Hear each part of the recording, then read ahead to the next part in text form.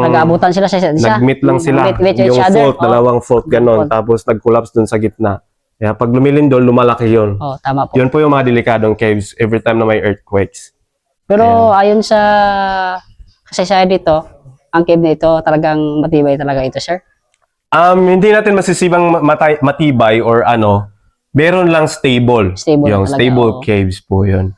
Ayan. Opo. So, hindi Tapos, natin masasabing matibay or ano, stable lang po siya. Pero ang cave na ito, mga ilang years na po ba ito, sir? So, according to the professional cavers or mga professional spelunkers, mahirap pong i-ano kung anong edad na ba.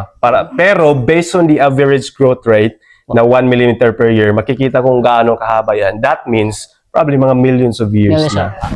Wow. Maybe BC or AC andito na po siya. Existed na po siya. Opo. Yan. Tagal, sobrang tagal na pala. Sige, Yes. explain na ako. Mga kaplorer, ang kuweba pala ito ay sobrang tagal na po.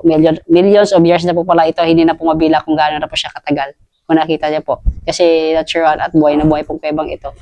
Sige na po. Meron pa po ba, sir, tayong Po. explore dito?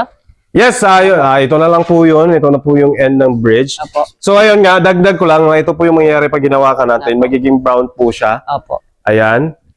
So, magiging brown po siya. So, iba naman yung brown na, ano, Opo. ito, ano yung, Tingnan niyo po, mga kaplorer. iba po yan. So, nakontamina po yan. Pero pag hindi naman natin hinawakan, ganito po sila kaputi. Kita nyo ba? Sir, Ayan. kapag gawa ka na pala yung mga bato na ito, talagang sensitive, no? Sensitive talaga, no? Yes, napaka-sensitive nila. Para mga babae yan. Sensitive Napaka-sensitive. Yan.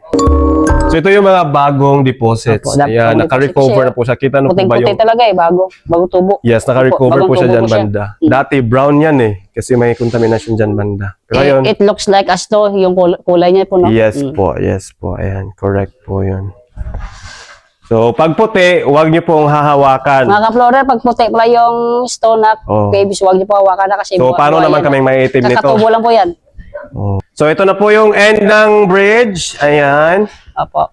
Tapos na po yung ano natin. Ito na po pala ang end ng bridge, mga ka-florer. Tingnan niyo po. Yes, ito na po Ito yung... na po yung ano, pinakalas or exit.